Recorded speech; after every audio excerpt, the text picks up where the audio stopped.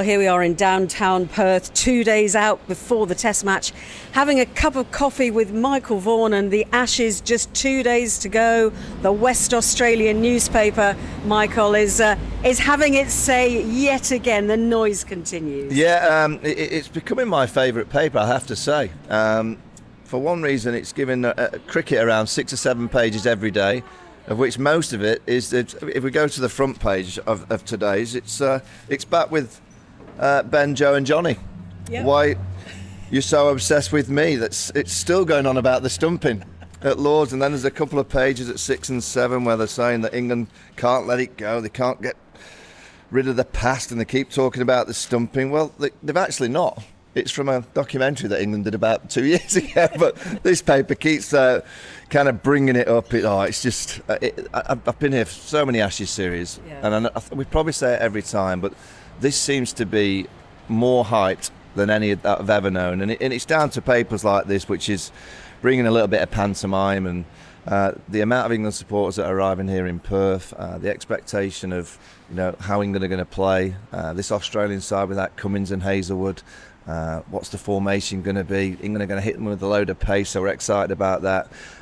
That first hour is always special in any series, but particularly in Ashes series. But I think the first hour in Perth on Friday, it's going to be electric. Yeah, belly-aching Bazball, as they're talking about again. They love that, don't they? The belly-aching Bazballers. And actually, you're talking about the stumping from Lords in 2023.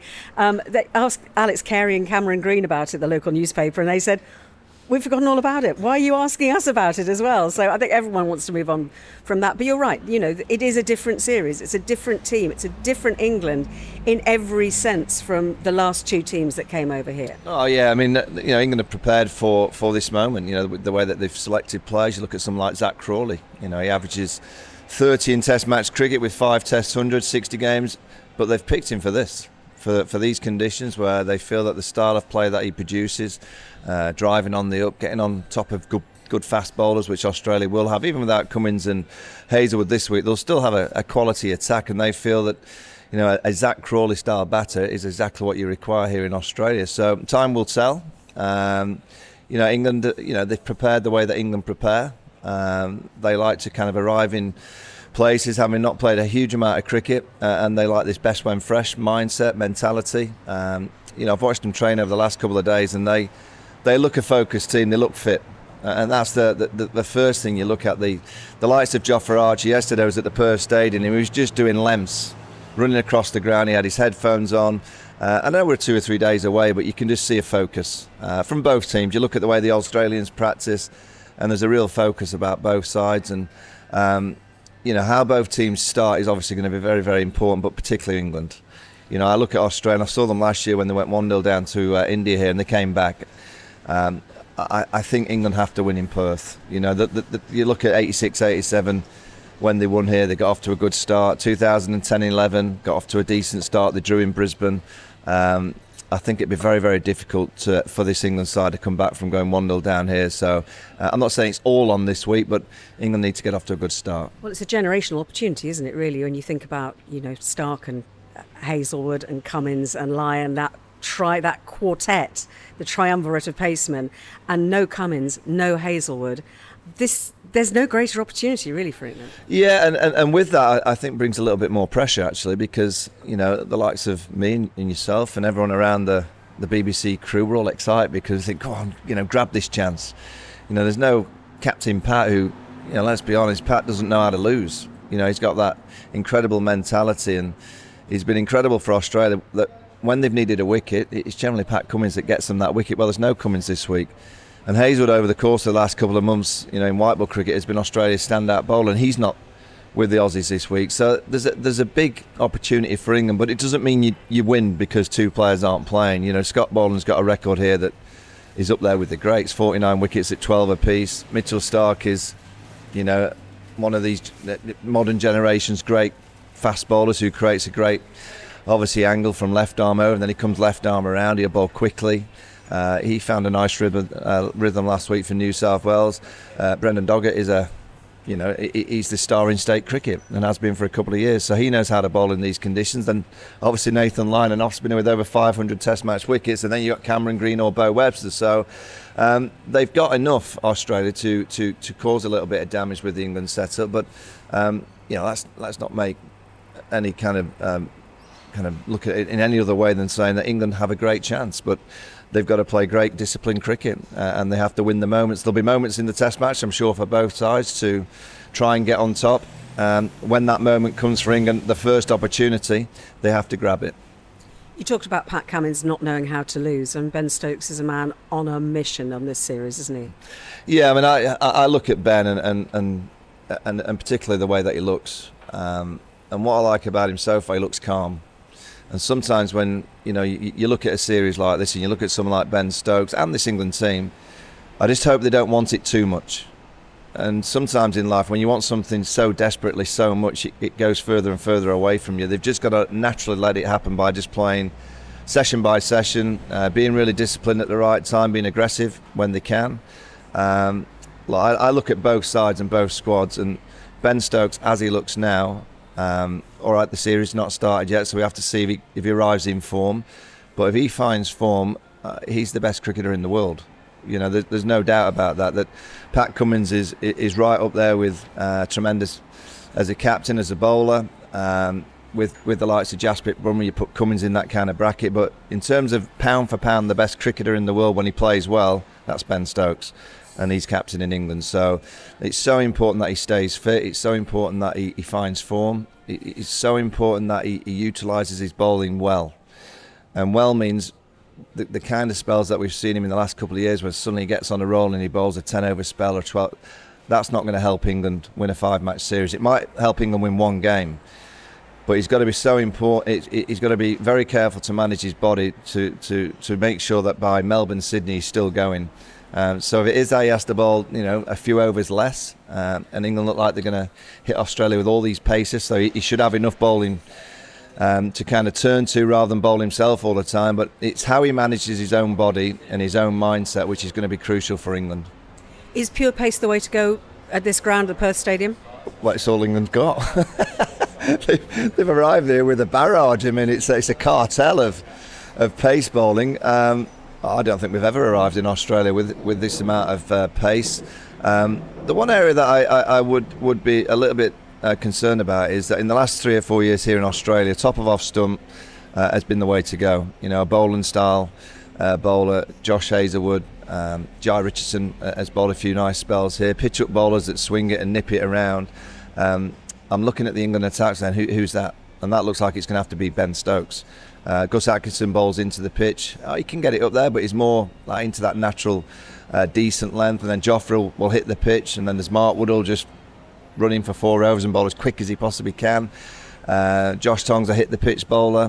Matthew Potts, I guess, is a pitch up bowler, but I don't think he's in the consideration this week. And that's the only concern that I'd have for this attack. That pace is great, but you've got to still bowl in the right areas. And in Australia, if you get it slightly wrong with pace on, the ball can fly to all parts. And that's going to be the challenge for Ben and the team to make sure, yes, bowl quickly, but still remember that here in Australia with this Kookaburra ball now that has a more prominent seam, top of off stumps worked over the last few years, so don't forget that. Make sure that you do the basics right. The Perth Stadium, you were here for the India game last year when 17 wickets fell on the first day. Could we see a repeat of that? Yeah, and again, I look at the way that England play the cricket. Every game here in Perth has been won by the team batting first. Yeah, England with this team that they're going to look like playing, you'd think that they might bowl first. England like to chase. I always go back to Ben and the toss of the coin at Edgbaston against India, and he won the toss, and I think it was one of his first. He said, "Oh, why are you bowling? We like to chase." It was like a one-day game. We like to chase. That's what England do. That's what they did against India at Henley in the summer when they chased down that big target. So it wouldn't surprise me if England bowled, but I'm a bit old school here. Get the runs on the board, and pitches here in Perth can crack. They can start to do it a little bit quicker on days 2 and 3. Spin might come into the equation. Nathan Lyon, who is a bowler, I don't think he's bowling as well as he has in the past, but he's got a tremendous record here in Perth. 29 wickets at 21 apiece. So all the talk of pace from England and all the talk of pace of what Australia are going to throw at England, don't forget Nathan Lyon, because he's a wonderful bowler. I'm getting little hints of optimism, and it's a very rare thing among England cricket fans. And bearing in mind, England haven't won a test match in this country for 15 years, getting on for. How optimistic are you? Are you prepared, like Mark Ramprakash did the other day, to say England win this easily if Ben Stokes plays all 5 test matches? I mean, that's quite a big if, isn't it? It won't be easy. If you actually look at, the summer against India, the 2 victories against India at Headingley and at Lords, they chased down 370 at Headingley, so that's not an easy win, but they did it well. The Lords Test victory against India, it was the game where Ben bowled that mammoth spell, and then Jofra produced some magic to get rid of Rishabh Pant, but it wasn't easy. English cricket and England teams, we don't do easy, but we do entertaining. And if England are going to win down here, I would say the 40,000 Brits that have arrived, they're in for a ride. I also think the Australian public are going to love watching England play. I think there'll be a few Australians over the course of the next 7 weeks that, I'm not saying they'll fall in love with England, but I think they will fall in love with a few of our players, with the way that they go about their business. Harry Brook, for instance, I think the Aussies will look at Harry and think he's a bit mad at times, but they'll admire the way that he'll go about his business. And I think they've got such admiration for the captain, and obviously for Joe Root at number 4. I've not met one Australian. I've been out here for 2.5 weeks, and I come out here every single winter. There's not one Australian that doesn't want Joe Root to get 100, and there's not one Australian wants to see Matthew Hayden running around the MCG with his crackers out. So it's very important that does happen, and if that happens on a regular basis, 2 or 3 times, the glue at number 4 could be the reason why England have a huge amount of success. But they have a great chance, but at this stage it's just a chance, and there's a lot of hard work to go between now and then. This England side haven't won a 5-match series since 2017. There's a reason why that's happened, because over 5 matches it takes a huge amount of mental toil, it takes a huge amount of physical activity on your body, and you have to have the rub of the green at the right time. At the minute, I would say the rub of the green looks like it's going with England. When you look at Cummins out, Hazelwood out, it's even quite mild in Perth, dare I say. There's a few clouds arrived, and I don't think it's going to be a roaster at the weekend. So that doesn't mean you win. It doesn't mean you win that you've had a little bit of fortune so far, because it's a long series. But there's just 1 or 2 things that I look at. And 2010-11 was the time that England won here, and they won well. And they arrived here with a top 7 that was consistently playing together on a regular basis. This top 7 has played together for a period of time now. They've played great at times, they've been disappointed at times, but over the course of the last 2 years they know their roles, they know what they're about, and it's a great opportunity for the side. I generally am excited because I look at the tools required to win down here, and they have them. They've just got to make the most of them. Are you saying England are winning this? I think if Ben Stokes stays fit, I'm not going to say what Ram said, that they'll win easy. I think it's going to be 2-2. I just look at England and think, can they win 3 test matches out of 5? They can, but they'll have to play incredibly well. I can't imagine that Australia aren't going to win at least 1, if not 2. It's just the way that Australia play their cricket, and they win games of cricket. And it wouldn't surprise me if, let's see what happens in the day-night game. It could be a quick game, there could be rain around, that might actually be a draw. And Sydney could be a draw as well. So one of those 2 venues, I'm saying it's going to be the draw. If England win here and win well, and they can challenge Australia and that top 3 in terms of, they need to rotate, or Usman Khawaja's position in the side is going to become vulnerable, and you've got Weatherall who's just starting out. If they can challenge that top 3 early here in Perth, I think England can get off to a great start. If they do that, who knows what may happen. It might be that we go back to 2010 and 11, and the Australian side have just gone over the hill, and they start to get dismantled, and we see 2 or 3 new players by the end of it. That's the dream for England, that by Melbourne, Sydney, 2 or 3 names are playing for Australia that we ain't got a clue about. If that happens, England have won. Michael, fingers crossed, eh? Absolutely, yeah. Win the toss, bat please. And I'm now with the BBC's chief cricket reporter Stefan Shemmelt and TMS commentator Simon Mann. Hello both. Hello. And the news of the day is that England have named their 12 for the first Ashes test, and there is the tantalising prospect of England's fastest men all turning out together, particularly Jofra Archer and Mark Wood. I'll read you the 12 first of all. Ben Stokes, the captain, then Archer, Atkinson, Shoaib Bashir, Brooke, Cass, Crawley, Duckett, Pope, Root, Jamie Smith, the wicketkeeper, and Mark Wood. So, Stefan, we have been having that tingly feeling, haven't we, coming into this test match and the days running up to it, that the pace and bounce of Perth could be the perfect opportunity for England's pacemen, and that may well be what happens, although not for sure, not for definite. Not for sure. England have had this plan for quite a long time to play an all-seam attack at this ground because of the pace and bounce of the Perth Stadium. And, we've had all that chat about the pitch the past couple of days, the green monster. But I think England have just seen something over the past 24 hours that suggests a little bit of dryness in the surface. It was left uncovered yesterday. The greenness of the monster has started to fade a little bit. So they've put Shoaib Bashir in the squad just to keep their options open. But I still think it will be the 5 fast bowlers. And I think if that is confirmed tomorrow, which it could well be, England will settle on an 11 maybe after they've trained in the morning, we might be talking about England's fastest attack in a test match ever. Certainly in this country, and you think of some of the great Ashes series wins here in the past, going a long way back actually, because England don't win here very often. 70-71, Raymond Illingworth's team had Willis and John Snow. In the 50s, there was Statham and Typhoon Tyson, with Bodyline, the most famous Ashes series of all. Well, England are at it again with pace bowling. Yeah, I'm not going to ask you to remember Len Hutton or Ray Illingworth series, Simon, but Simon can though, can't he? Yeah. but not from personal experience. You've done a lot, but not that many.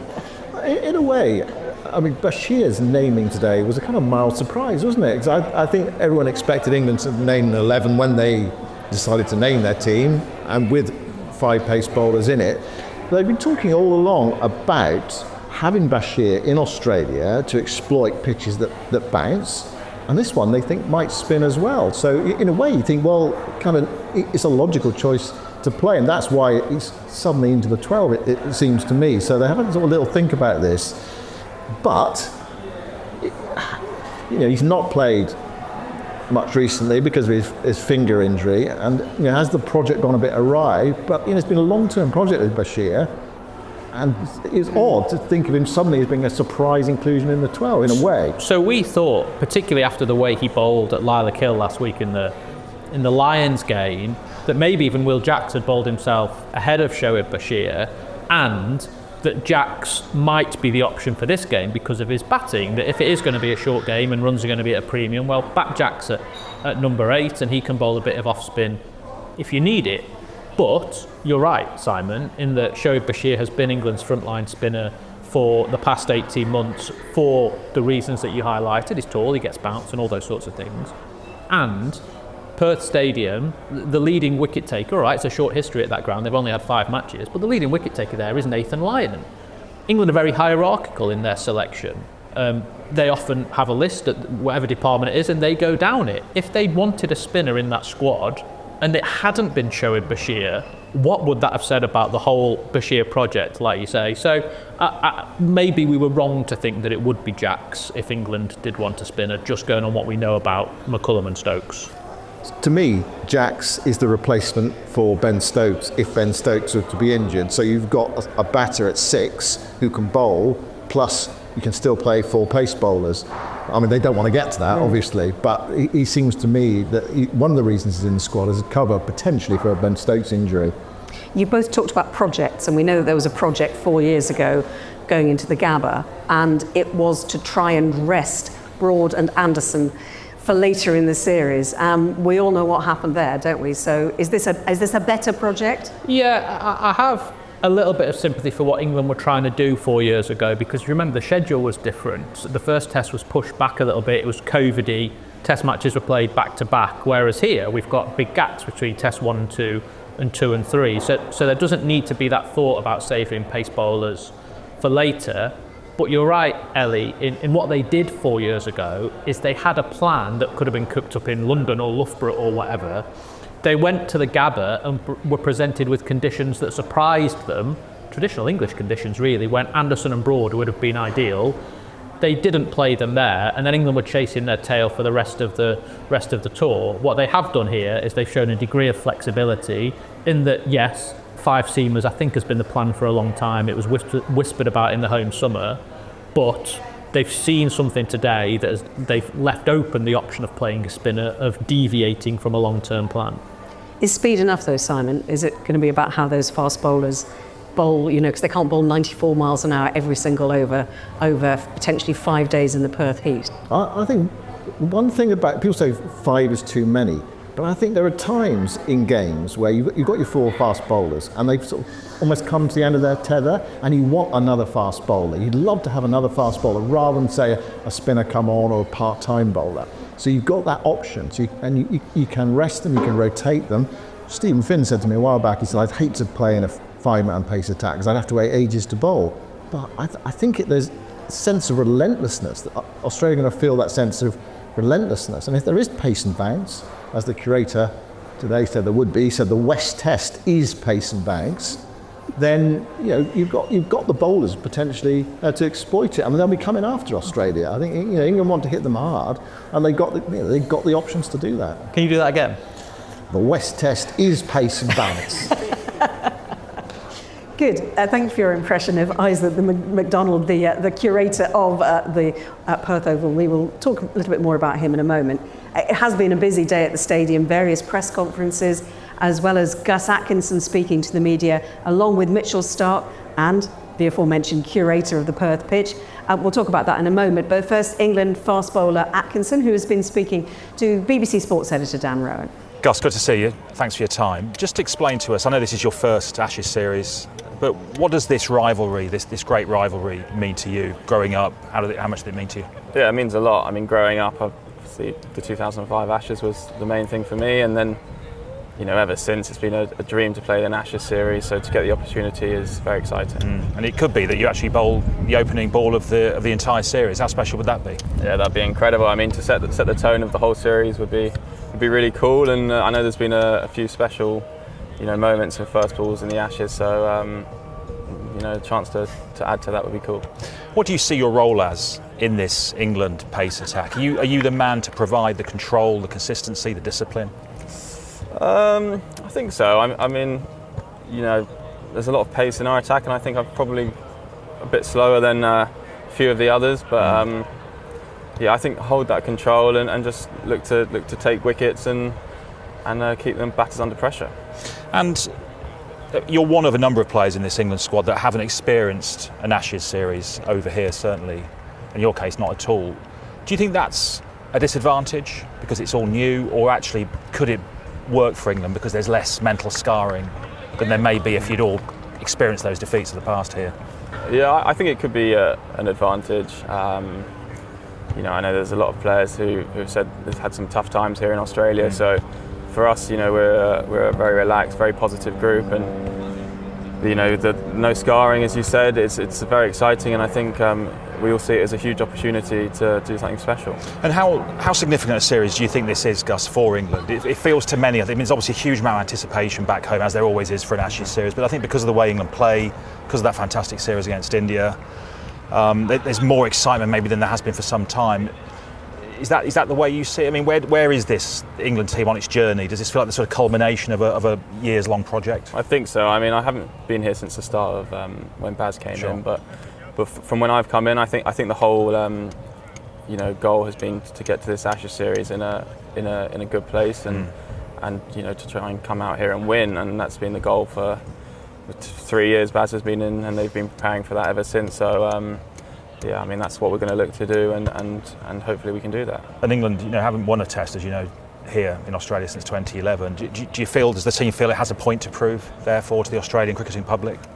I think so. I feel like we've always got a point to prove. But I don't really know what the Aussie public would think of us, but I'm sure it's probably not great. But we're really excited with the opportunity we have to come out here. And there's been a lot made of this 5-pronged pace attack that England hoped to field with the likes of Mark and Jofra, of course, and yourself. How exciting is it potentially to be part of that? Very exciting. I mean, you hear about these pitches in Australia with pace and bounce, so to come out here is really nice, knowing that as a fast bowler you can make major contributions. So we're all very excited. And how is Mark? I mean, I know it looks good, like he's been training this week, but how much of a bonus would it be if England can field him alongside Jofra? Yeah, it'd be great. I mean, he was bowling lively in the nets yesterday, so hopefully he's all good and can play. In contrast, Australia, of course, they've lost their captain Cummins, they've lost Hazelwood as well through injury for this first test. Just how big an opportunity, therefore, do you think it is this for England, given the issues that Australia are encountering? Yeah, it's a huge opportunity. I mean, they're world-class bowlers, but we have to respect the bowlers that are playing, and they're very good bowlers. So yeah, it's a huge opportunity, but also one we can't look at as, the bowlers that are coming in are still world-class bowlers. So.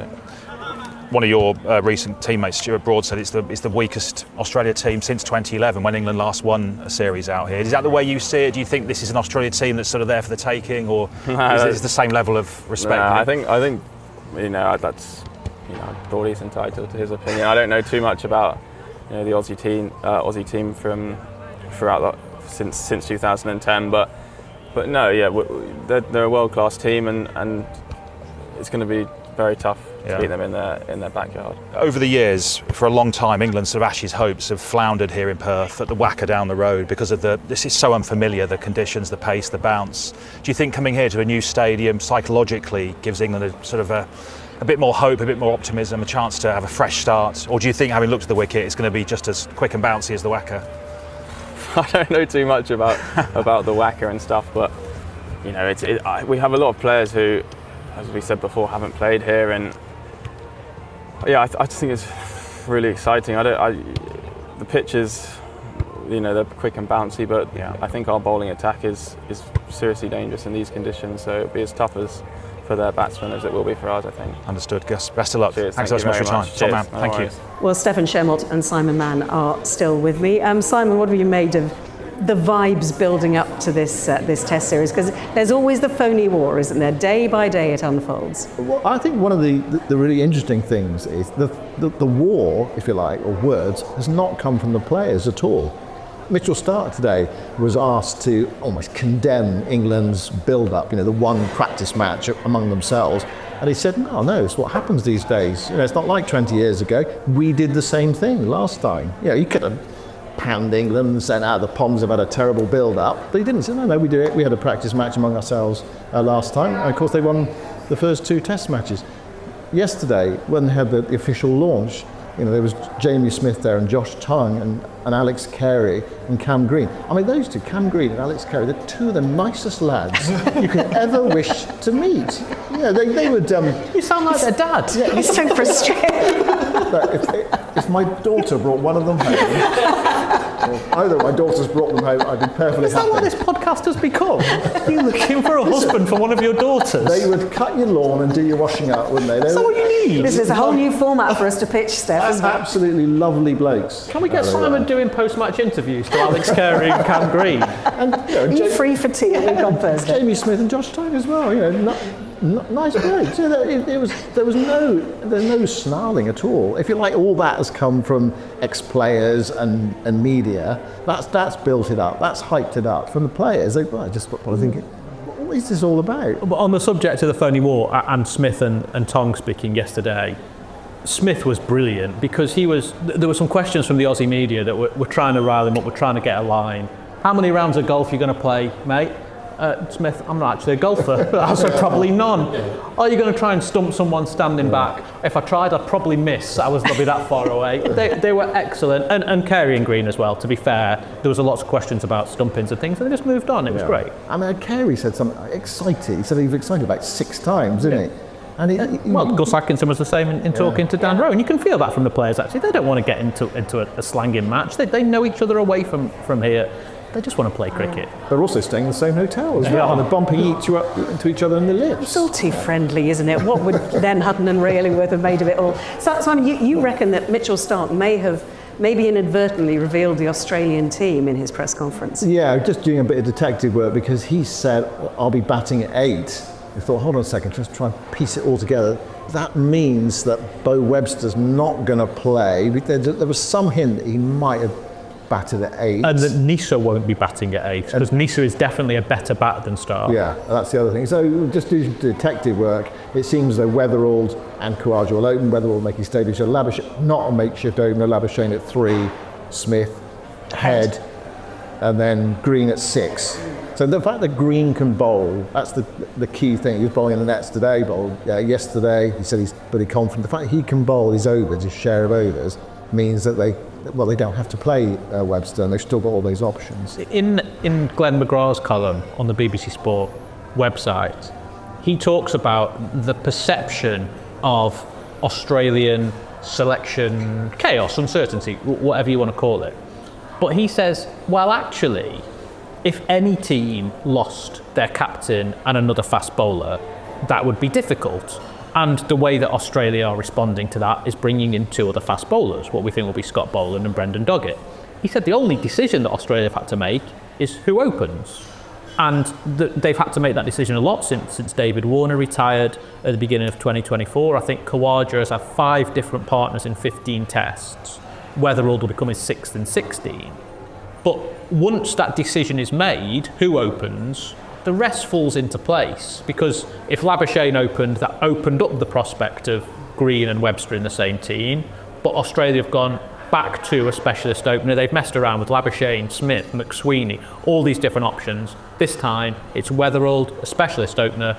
It's unlucky on Beau Webster, who's done nothing wrong, but the lineup for Australia is much more that is their usual formation. I mean, we haven't had it confirmed yet, but actually they must want to have some kind of certainty, because there's been so much, as you say, uncertainty for the last weeks and months, and basically since David Warner retired. Yeah, and eventually they had to make a decision, didn't they? It did hinge on whether Green was fit enough to bowl. He's been bowling a little bit in Sheffield Shield, and he's been bowling the nets here, and it looks as though that's what they're going to go with Green at 6 rather than Green at 3 and Labuschagne opening. Not confirmed, but also just imagine the last little bit of Ashes housery, shall we call it. Ben Stokes out there in the middle in his blazer, and then Pat Cummins comes down the stairs. I'm ready to go. Well, Mitchell Stark said he wants to play it. He could, he feels like he can play now. Yeah, and Mitchell Stark at Not Stark, but Cummins. Yes, but not quite the oldest man in the squad. I think Nathan Lyon's older than him. Khawaja, 38, yeah. Wow. So, but saying he's feeling his age a little bit. He did, and that's because you got asked, you are the last one of the big 3 standing. How do you feel about it? He said, I feel old. Quick word then finally about Isaac McDonald, because that is always that moment, isn't it, when the curator, as what they call the grounds person here, came out. You've mentioned, what was it again? Well, West Test is pace and bounce. Thank you very much. And how green will that pitch be? Because we've been down there the last few days, it's looked very, very green indeed. How many layers of grass are going to be shaved off? Did he reveal that? He said, I haven't decided yet. He said it's 9 millimetres at the moment, if I heard him correctly. He said it's normally between 10 and 8. So I haven't decided whether I'm going to take any more off. This is niche stuff. It is niche. Yeah, this is very niche stuff. But if you want to get really niche, the thing that struck me today, we had a press conference on the outfield with the groundsman. And how many people do you reckon were there, Simon? 50? 50, 60. So we've got the groundsman as a centre of attention in this test. Remember what happened before England's previous test match? Yep, at the Oval. At the Oval, Lee Fortis and Gautam Gambhir, the Surrey groundsman, the India coach. 2 test matches in a row in different hemispheres where the groundsman has been part of the story. Our chief cricket commentator, Jonathan Agnew, spoke to Ben Stokes. Well, Ben, 24 hours to go. How does it feel? I guess you're being asked this all the time, aren't you? Yeah, good. Obviously, always the day before a big series like this, the day before the opening game, there's always slightly different emotions, and you just want it to come. But yeah, we're all very, very excited and desperate to get going. Yeah, I mean, have you been sort of almost fixated on it the first day of the Ashes? I mean, has it been there in your mind for weeks, months? Yeah, weeks, months. For obvious reasons. It's a huge series that we're about to start tomorrow, and there's been a lot of time and effort put into this, physically, mentally, to prepare for this next 2.5 months. So, yeah, I think once we get going, once we get over that line, and the battle between the 2 sides starts, yeah, it's an exciting thing to think about. Yeah, it is. Did you ever have any worries that you wouldn't be doing it? No. You always knew you'd be fit? Yeah. No question at all? Oh, well, that's good. And when did you know, therefore, actually know that you would be able to be fit to play? Once I got scan results on my shoulder. Yeah, it was obviously a long break in between that end of that series and the starting, so yeah, there was more than enough time, and there was never any doubt that everything was going to go swimmingly and smoothly with the rehab, and had enough time to build up, and yeah, been 100% fit now for 5, 6, 7 weeks. Yeah, and you've had plenty of overs. I mean, you really are good to go as in full throttle. Yeah. Okay, well, that's good news, and that must be really good for you to have that confidence at the start. Yeah, obviously, but as I said, like the last couple of injuries I've had has sort of been a race against time, with the time between getting injured and then the next series. But this one was, it was months, and the injury itself was 7, 8 weeks before I was bowling again, so that gave me loads of time to be able to get my loads back up and get everything in order. Yeah. What about the Ashes for you then, Ben? I mean, it's in a way where it began for you, isn't it, with that first 100? Not on this ground, but the same city. Big moment that was for you. What does this whole thing mean to you? Well, the Ashes, it's, the history of England v Australia obviously goes back for 140 years. And yeah, every series that I've been a part of, whether it be here or back at home in England, it's an amazing thing to be a part of. You put a lot of effort into every single test match, every single series you play, but there's always certain series that I think just take a little bit more out of you, physically, mentally, and this is one of those. Yeah. Do you talk about it as a team? Do you talk about the history and all of that of the Ashes? Do you sit there and chat about it? Oh, not really. I think everyone's just aware of it. Everyone knows. We know that there's been some incredible achievements before us, but what we're really focused on is our opportunity to put ourselves and put this team into the history books and be one of few England teams who've managed to come to Australia and return back with the urn. Yeah, and it does feel like that. I mean, this is like not career defining, it sounds a bit over the top, but I mean, as a captain, captains are known as Ashes winning captains, aren't they? I mean, it just kind of rolls off the tongue. Is it that for you? Is that like a defining moment for you, do you think, in your captaincy? Look, I've got no illusions as to how big the series is in the context of my time as England captain.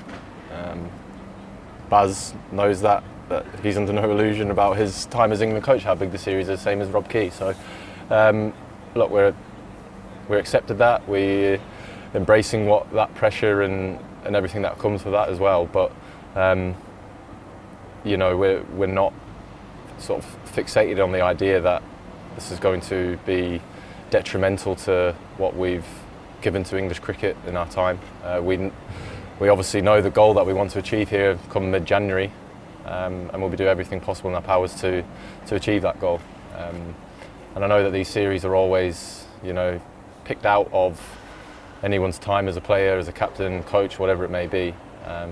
But all I know is that since I've been given the opportunity to lead this team out, I've given absolutely everything that I possibly can in terms of the physical side, the mental side of being a professional sportsman, and I'll always continue to do that. Yeah. Why have England struggled here over the years? What is it about coming to Australia that makes it so difficult? Australia always have been and always will be a very, very good team wherever they go, and in particular here. England's record over the since 2010, everyone's aware of. Everyone's been very vocal about that, and we're aware of that as well. We take that on board, but as I said, this is our time to put our own mark in Ashes team, and in particular England teams coming to Australia. Yeah. But Joe Root, again, there's lots of talk inevitably about him not having scored 100 here. I see Matthew Hayden has said he's going to run naked around the MCG if he doesn't score one. Now, I wouldn't expect you to do that, Ben, but that's quite a nailed-on endorsement, isn't it, about Joe Root, do you think? Yeah, I mean, God, it's, like trains, they're eventually going to come, aren't they? Yeah. And with Joe, he's a world-class player, has been for a very long time, 13,500 runs, 38 Test hundreds. Look, he's obviously desperate to always contribute to this Test team, and they don't necessarily always mean hundreds. I know that he wants to go out there and score 100 every single time he does. The main thing for Joe is that if he's contributing towards to the team that he's playing for winning, that's the main thing for him. And over these 5 games, if he manages to knock that 100 off, then that'll be good for him. But it'll be a great scenario if we win. And if Joe doesn't score 100, then we get to see Matty Hayden run around naked as well. So that's not a pretty sight. I think it's going to be horrible. There you go. Preparation. Come on. I know there's been lots of talk about that, and you've had a few comments about people commenting on it. Could you be better prepared do you think? Is there any way that you could have been better prepared for this iconic series and starting tomorrow? Physically, we're ready. Mentally, we're ready. That's enough. In terms of first-class matches or whatever it might be, because it is unique, isn't it? I mean, you can see why people have talked about it. It's just not the way it's normally done. But I guess you go away and you prove people wrong, do you? Physically, we're ready. Mentally, we're ready. Okay. What about the Aussies then? No Cummins, no Hazelwood. I mean, it's a golden opportunity, this, isn't it? Oh, look, when you lose 2 players, in your team who are obviously 2 standout performers and have been for a long time, and obviously it does hurt. I've been in that situation before where we've unfortunately lost a very crucial player with our team. But as we all know, in international sport, you can replace someone with someone who's very good as well. We won't be taking this game any easier or any more lightly than we would if Pat and Josh were playing, because we know, Australia, incredibly competitive team, very passionate about sport, very passionate about cricket, and the 2 guys who step in to replace Pat and Josh in this game, we know that we're going to be in for a tough challenge just as much as we find ourselves up against when we play Pat and Josh. So look, we won't be treating this any different as we would if Australia were able to field what we think would be their best 11. Yeah. As we speak, you haven't named your 11, but I think we can probably guess what it's going to be. So, 5 quick bowlers, that's, again, not common. Is that so you can use Mark Wood in shorter bursts? Normally, we obviously have morning training the day before. So me and Brendan have done our last sort of checks throughout wicket, see how everyone's going, and then we can give you a team. But we're afternoon training here, so we actually haven't managed to do that yet. So, we'll have a final decision later on. Quite the diplomat. Last thought, Ben. Sydney, just looking ahead. I mean, you're looking ahead to that. You're looking ahead to maybe, winning the Ashes here, winning Test matches for the first time in series in 15 years. I mean, all of that. Are you looking down the line, or is it just day at a time? I think my flight home is January 14th or something like that. It'd be nice to step on that plane, achieving the goal that we've all set out to. But we've got a tough 2.5 months ahead of us to be able to achieve that goal. It's not going to be easy. It's going to be very tough. We know the challenge we're in for, but we're prepared. Well, our chief cricket commentator, Jonathan Agnew, is sitting with me. We've just heard from Ben Stokes. Jonathan, he answers the questions he wants to answer. He doesn't answer the questions he doesn't want to answer, so he put you away about the preparation. But you know that he feels what the responsibility of what lies ahead. I think definitely. I mean, it's a typical joust with Ben. It's the way it usually goes. You can try and get those questions in there, but he was having none of it, was he? But I thought he was actually really quite serious and quite thoughtful, contemplative. As a visiting captain, to go into an Ashes series when you know the history and you know how one-sided it is, and they haven't won a match here. Since they won the Ashes here in 10-11, I mean, not to win a single game. It's a terrible record, isn't it? It really is. But then a mark of that is that Australia have been a good team, but it does demonstrate how difficult it is to come here and to win. Now, I think that actually England have got a good chance this time. I really do. I think, and particularly, again, he was a bit guarded about the Hazelwood and Cummins question, wasn't he, about what a fillip that is for England, and he kind of tapped it away, but. It is. This is such an opportunity for England. It's a green pitch, grass on it. It's not going to be too hot. So again, that's another thing. It's got to be. A Test match here, it was over 40 degrees one time some years ago. Not going to be through mid-20s, which is perfect again for England. It's pleasant. So all of those things, you sort of add it all up, and you can see why maybe Ben Stokes is starting to think along those terms of the legacy and so on, because he did. He talked about that, didn't he? And how important it is and what it means. He said, sitting on the plane, going back, having won. I mean, that's quite a dream, isn't it? And you look at those Ashes winning captains since the war here in Australia, so Hutton, Illingworth, Brearley, Gatting, Strauss. Does Stokes have it in him, do you think, to join that list? I think definitely. I think absolutely. I mean, he is a leader. He's not the sort of the hard fella that people think he is. He's a bit of a softie, really. You know, he's got his tattoos and he fronts up and so on. But he is a softie. I think he'd be a magnificent person to play for. He doesn't. I'd love to play on Stokes because you want your captain to be a leader, and you want your captain to be up there at the front and not take a backward step. I think he's definitely got it in him. I mean, it's a question of how England play, and I can't help but look back sometimes at that Oval Test match against India. 70 to win, 2 batsmen on hundreds, 7 wickets left, day and a half to bat, India broken, and they lost. It's things like that they simply cannot afford here. You can't give Australia a second chance. They've got to hit the ground running tomorrow. That preparation will be an issue. Of course it will. And if it doesn't start well for England, that will come back, and that will come back to haunt them. Because it's unprecedented, not to play a single proper game before a first Test match in Australia. That's never been done before. And of course they're getting lots of stick for that in the press here, aren't they? About not being bothered and all carefree and everything and playing golf. Well, okay, that's fair enough. But if they do lose here and it doesn't go right in Brisbane and they're 2-0 down on the back of zero preparation and, by the sounds of it, ducking out of the game between the 2 tests, then I think it could get ugly. It's also worth saying that Australia have been playing golf in the build-up to this as well, haven't they? So they've all been out there on the course at the same time. But they've also been playing Sheffield Shield cricket. Marnus Labuschagne's been racking up runs. Doggett got wickets the other day. I watched him bowl. Actually, I was quite impressed with him, actually. He swung a ball, but at a good pace. So they have been playing. Could England have benefited from one first-class match, 4-dayer against Australia A or whatever? I think that you should have at every tour, before every test, should always play against the A team. It's beneficial for everybody, for the host team, the visitors, and for the quality of the cricket. Frankly, if the players are warmed up properly. Well, the answer is we just won't know. We won't know if they'd have benefited from it. But you could just see that's there in the background, and they've got to prove people wrong. Those 2 debutants for Australia, Jake Weatherald and Brendan Doggett, neither of them are spring chickens. No. They're both 31. They've both got lots of experience, as you say, in Shield cricket.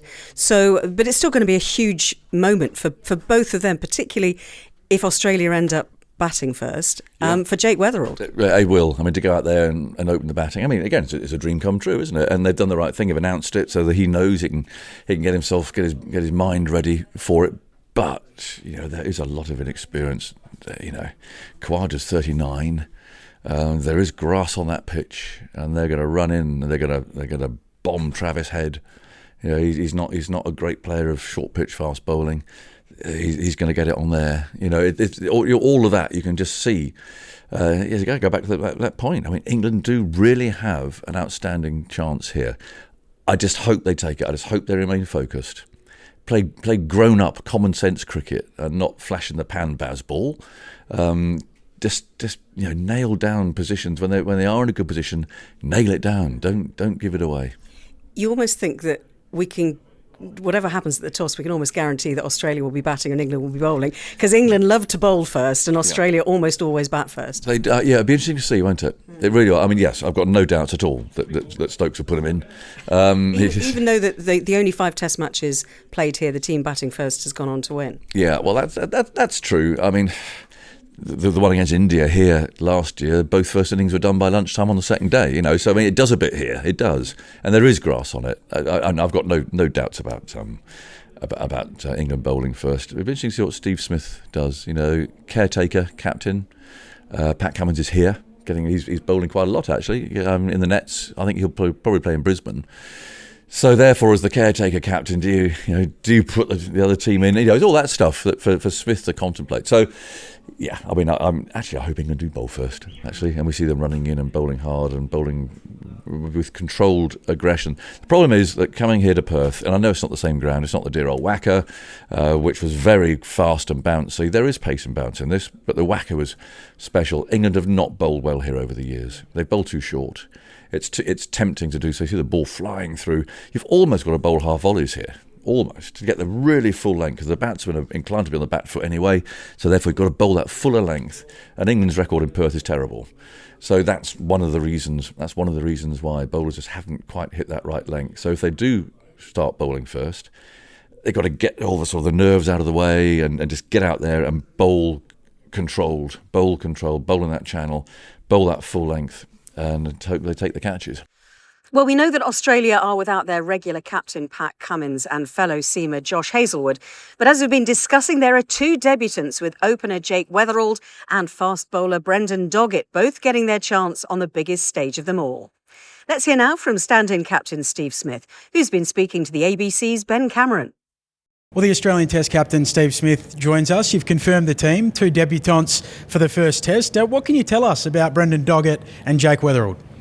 Yeah, super excited for both of them. I think they've worked incredibly hard the last, probably 10 years. But, their performances the last couple, I've got them in the position they are now. They're playing extremely well. So look forward to them making their debuts, getting their baggy greens, which, is obviously a dream come true for them, playing in an Ashes series in front of a packed house. So look forward to watching them and, hopefully they bring their best the next few days. I don't think there's any more profile pieces to be written about either of them. What's one thing we wouldn't know about both of them? Oh, geez, you put me on the spot there. Not sure. Jake strums a bit, plays a bit of guitar, and Brendan, geez, I'm not sure. Tricky one, but look, super excited for the skills that they possess and look forward to watching them the next few days. Yeah, new teammates, I apologise for putting you on the spot. Massive Ashes build-up.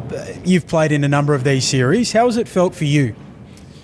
Pretty similar, actually. I think every Ashes has a big build-up with, plenty of comments and words and what people think the teams are going to be, how the games are going to go and predictions and things like that. So pretty normal. Just exciting that it's now here and we get to get out there and start the game. What's your earliest Ashes memory? My earliest Ashes memory is probably the 05 series, actually. Obviously, the series was incredible, arguably the best ever, and a lot of people are thinking this one's going to be the best since 05, so hopefully that's the case. I think what we've seen here at Perth Stadium is that the pitch play pretty similarly to what we used to have at the WACA ground. It's been quick and bouncy. What are you anticipating this week from the pitch? Quick and bouncy. Bit of grass on it currently. I think it looks pretty similar to last year's game against India. I think the temperatures probably aren't going to be quite as hot as the India game, so potentially may not crack up as much, but we'll wait and see. Last year we saw the Australian team lose this opening test here at Perth Stadium. We had 14 of the 15 members of the squad playing Shield cricket last week. Do you feel like the team's more prepared this time around? I don't know. I don't think we can fault our preparation either way. We've obviously got a few new bowlers in. We lost a couple, obviously, in Paddy and Hoff, unfortunately. But what we've got here is some quality performers. Doggett and Boland get their opportunity, and Jake, obviously, as we said before. So, we're excited by what we have here. Everyone's got a good set of skills that they're looking to showcase, and I look forward to seeing them. Mitchell Stark's running in, Crawley's on strike, you're captaining. Is there a deep point or a deep cover in place, or is the field up? We'll have to wait and see. Can't share too much, but we'll wait and see. I heard it characterised that you and Pat were debating that a lot in the last series by journalist Jared Kimber. Do you recall it like that? Did you want the field more up? Did Pat want them back? How do you recall the discussions, I won't say debates, that you and Pat had about how to play against, in inverted commas, Bazball? I can't even remember, to be honest. But look, I think for me it's just about playing the game that's in front of us, and there'll be different scenarios where we will look a bit more defensive and places where we'll be more attacking, and it's just about picking those moments live and not letting them pass. That's going to be important this series. Last one. Stuart Broad says it's the best England team in 15 years. Do you see them as that? I think they're a good side. I'm not diving into who's better or worse or whatever, but they're a good side. We're looking forward to playing against them. Have plenty of good contests, so yeah, hopefully it's an exciting summer. In an exclusive interview for BBC Sport, his great friend Phil Tufnell sat down with England head coach Brendan Baz McCullum on the eve of this historic series. Baz, lovely to see you, mate. Lovely to see you too, Tuffers. What have you been doing? No, just enjoying Australia. Obviously, immense amount of excitement about what's to come, and now we're on the cusp of it. It's kind of at that stage where you just let go a little bit, right? And you just enjoy the ride and see where it takes you and see how we get on with things over the next little while. Yeah, what are the boys doing today? As you say, starts tomorrow, doesn't it? It's buzzing in town, mate. Yeah, it's buzzing everywhere. It's buzzing in town. That's good though, isn't it? That's what you want. Absolutely. The biggest arena, that's what you play for. That's what you wanted as a kid, and to get the opportunity to be standing on the start line is pretty exciting. So I'd say half of the boys have probably trained today, the other half, particularly the bowlers who have had a good hit out over the last few days, and they're ready to go. They'll put their feet up, maybe head down the beach, get a little bit of quiet time before we get into the cauldron of tomorrow. Absolutely. How are you feeling today, mate? Good. I'm excited. Yeah? Yeah, pumped. Different from playing? Yeah, it's way different from playing, but I got asked this the other day. I love my playing time, right? And I mean, you and I have talked about it over the years. I absolutely loved it. I feel like, I was never a great player. I had great moments, but I got out of my career what I wanted to, and I sort of left the game content. But coaching is so different. It's really rewarding. I think the ability to be able to, particularly when you're head coach, the ability to try and shape an environment and to create an environment where you're giving these guys hopefully the confidence to be able to go out there and exhibit their skills on the toughest stage, and to try and bind them together and try and, I guess, come up with an environment where guys feel as if they've got an attachment to something, and then create hopefully an identity to how you play, and then see how it is under the brightest lights and the biggest stage. And there's nothing bigger than what we're about to come into. I was going to say that. Do you feel that as one of the guys? And how do you sort of manage? As you say, it's absolutely kicking outside. You know what I mean? Everyone's so excited. Think we got a great chance as well. So there's that expectation. How do you manage that with the boys? They feel that, obviously. Look, I'm sure there's some nerves within the group, no doubt, as there will be amongst the Aussie boys too. And I think in the past we've really tried to insulate ourselves from a lot of the outside noise and the expectations and the pressures.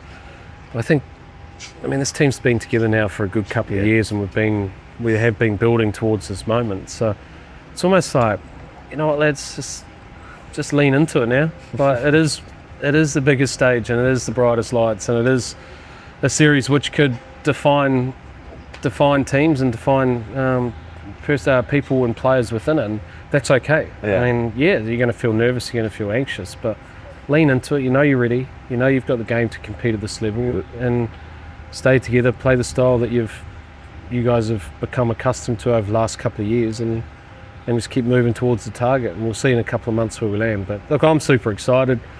I'm probably a bit more relaxed now than I was a few weeks ago, because now we're on the cusp of it. We've got our team to the start line, and I feel like our horse is going to run well. Whether we find another horse in the race better than us, who knows? But we're looking forward to it. You think you've got the animal under you, do you? You think you've got the animal under you? I feel like we've got a little bit under the bonnet, but you never really know until you open it up, right? And we'll find out. I mean, it guarantees us nothing, but we come here with huge hopes and aspirations. We're incredibly respectful of what Australia, the challenge that they present and how good they are in their own conditions and the size of the task at hand. But we couldn't be more excited, and we're optimistic. Yeah. You said about, defining moment. Do you feel that a little bit of what you've been doing with this England side as well? It's a bit of a defining moment for you and Stokesy, or? Yes, I think you know me well enough as well, Tuff. I don't really think like that about myself.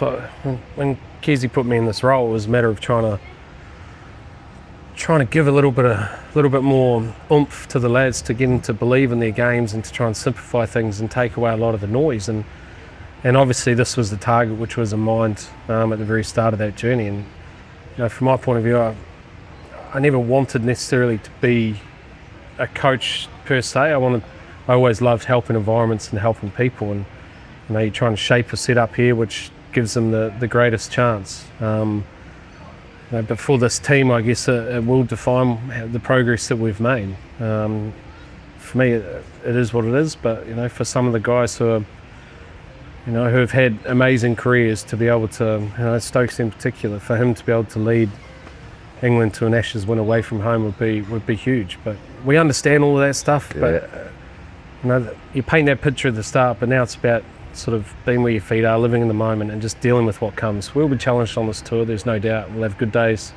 We'll have bad days. But as long as we keep moving towards the target, and we're able to still play the style of play that we've embedded over the last couple of years, then we'll give ourselves the best chance. Yeah, you talk about the noise. You've upset a few in the papers over here. Arrogant Poles. What is they talking about? Well, I don't read the papers, so that doesn't really, for me, it doesn't matter. But what is it? The Western Mails been having an absolute field day. Water off a duck's back. Yeah, I guess some of that stuff's pretty cool too. I remember when I was captain in New Zealand, I walked in after a press conference and there was 3 journalists there, and I was thinking at the time, gee, we've got to have cricket being a bigger space than this, surely, So how do we get relevance? How do we get more eyeballs on what we're doing? Yeah. And then when walked in the Lords that day, the first day that I took the job with England, and there were 65 journalists there, I thought, right, this is more like it.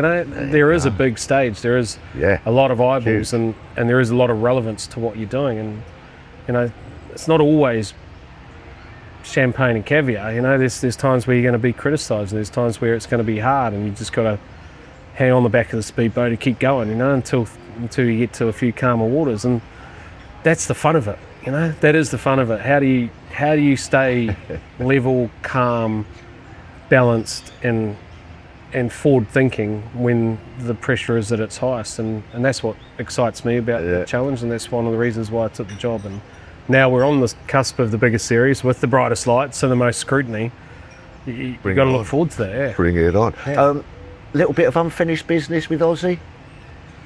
No? Yeah. Well, for all of you fellas who all played before as well. Well, you're an honorary Pom now, mate.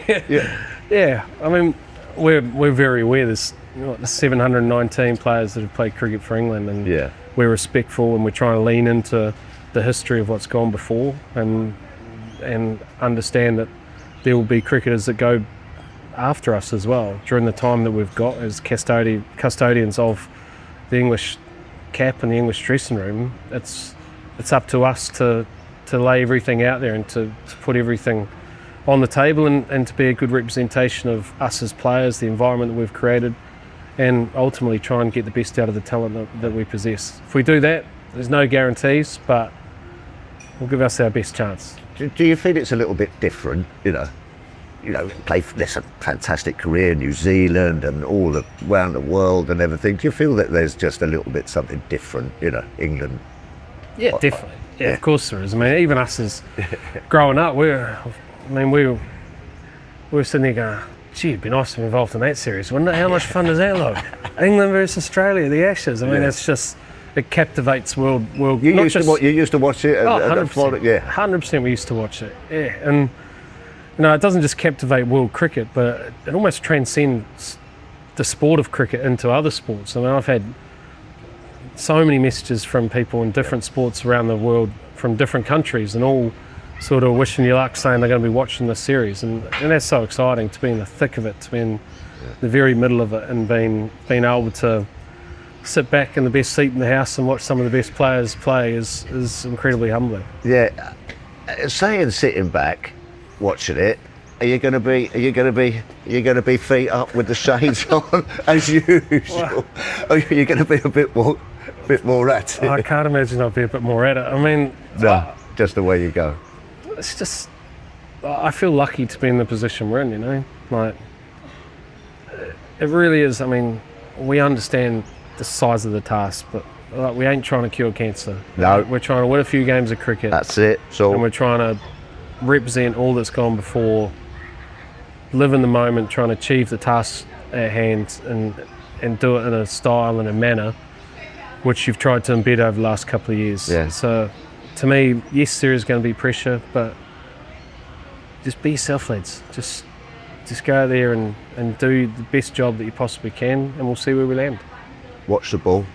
Watch the ball. You remember that, don't you? Yeah, that's right. Yeah, that was one. Just watch the ball. Yeah, just watch the ball, lads. And you got the New Zealand sort of mafia over here helping you, haven't you? What's the All Black chap? Gilbert Anoka. Yeah, go on. What's his go? Well, we've got a few Kiwis, yeah, and I guess like when you're in these jobs, right, you surround yourself with the people that you think are the best people to help, and you know the Kiwis that we do have, and the coaching staff and the support staff that we do have. It's been a process to get to this stage, and I feel like we've got this really balanced, calm, positive support staff which sit in behind the players, who are able to alleviate pressure, who are able to keep pushing the boys towards the ultimate goal. And you try and shape your setup in any organisation you go to. You try and shape your setup to allow a layer of protection from the noise and that which is outside, and keep pushing the guys towards going out there and testing their skills on the biggest stage, and saying it's okay if it doesn't work out, go again, keep going. And Gilbert, he's kind of the final piece in that pie. I've known Gilbert for a long time. Was he the El Psycho boy, is he?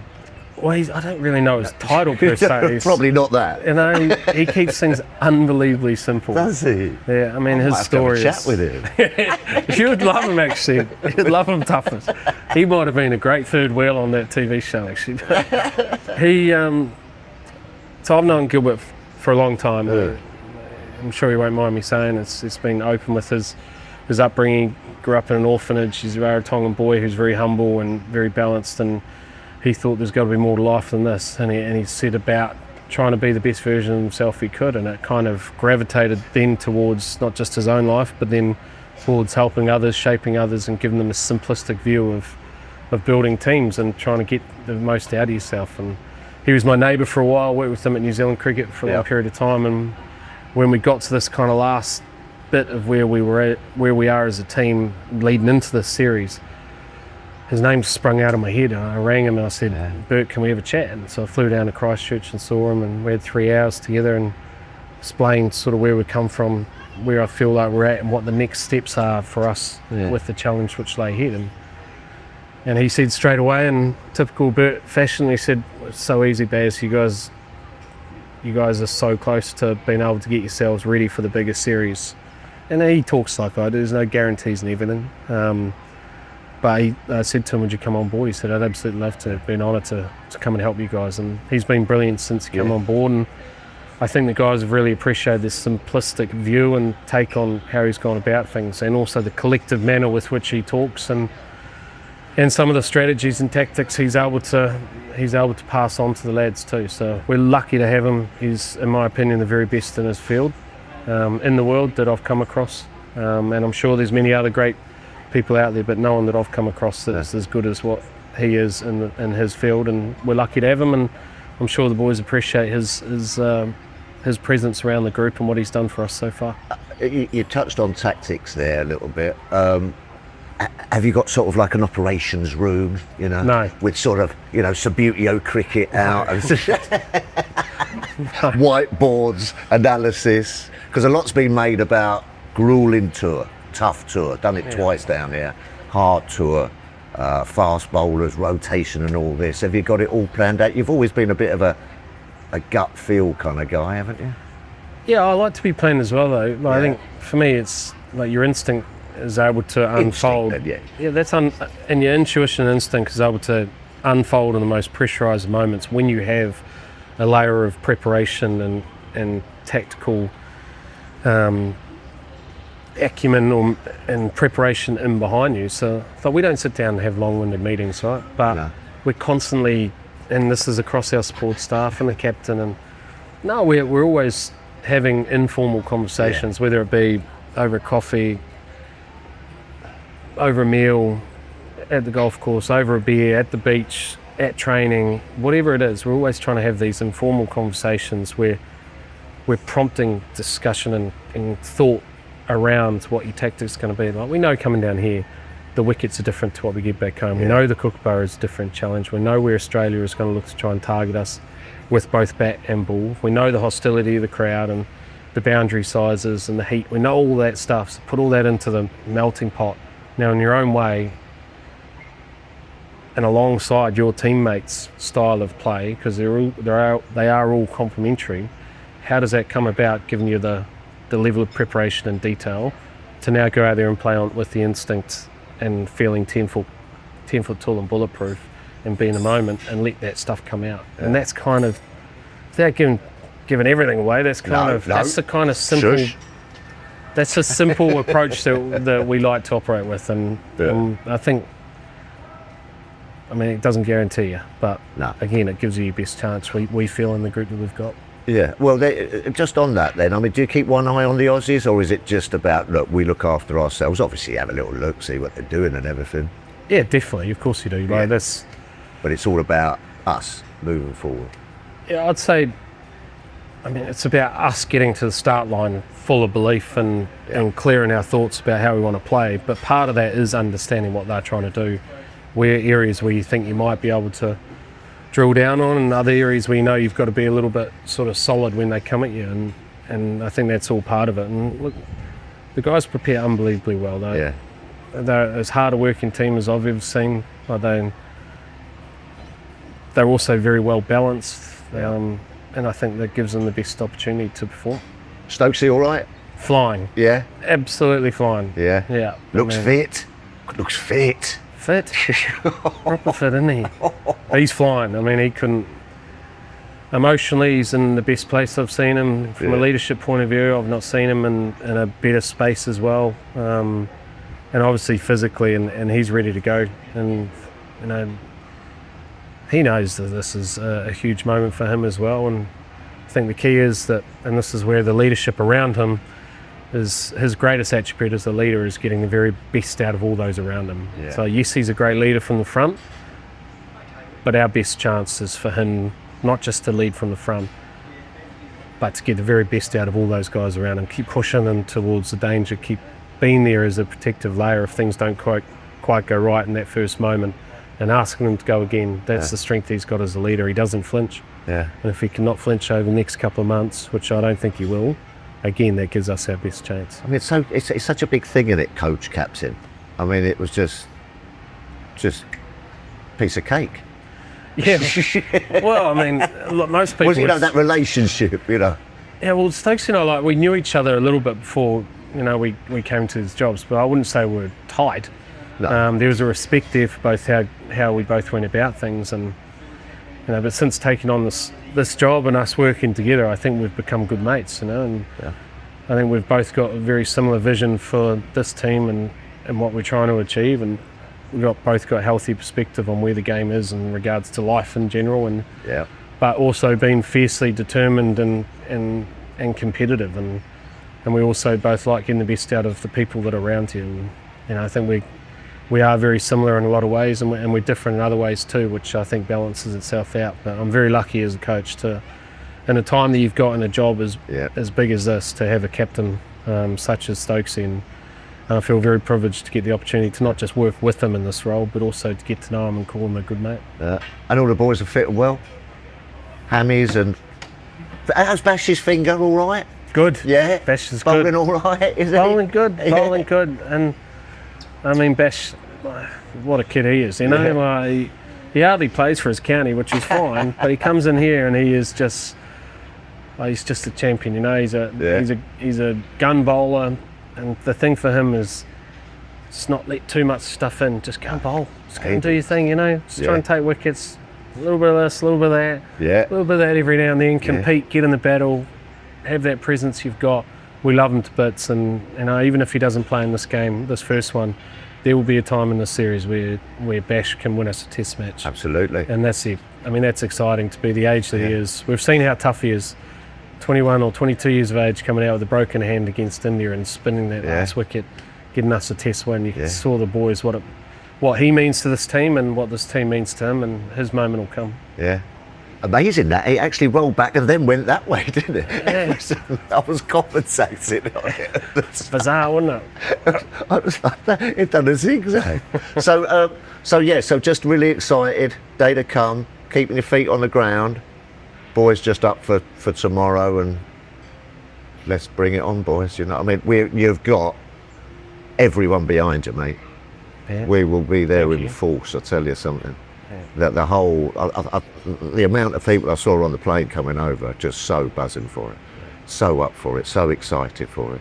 And we feel that too. To be Yeah, honest, you do, Like, yeah. We know that there's going to be challenges. There's going to be you know, criticism. There's going to be people flying at us, but we equally know that in our corner, there's 60,000-70,000 English flying over, you know, flying all that way from the northern hemisphere down here to hit Australia to support this team, and we'll feel that, and we know that the support we're going to get, and we know the support we've had over the last few years, and we cherish that, and we'll do our very best over the next couple of months to try and lay down a marker and achieve something special, knowing that it's not going to be easy, but we're excited for it. And can't wait to Donny's get coming. going. Donny wants tickets. Duchess is here. Duchess wants tickets. There we go. Well, that'll keep you on the straight and narrow for the next couple of months too. It will do. Listen, Baz, all the very best, mate. And just good luck, mate. Play well. Enjoy. Smile on your face. And go well, mate. Thanks, nice mate. to see you, brother. You too.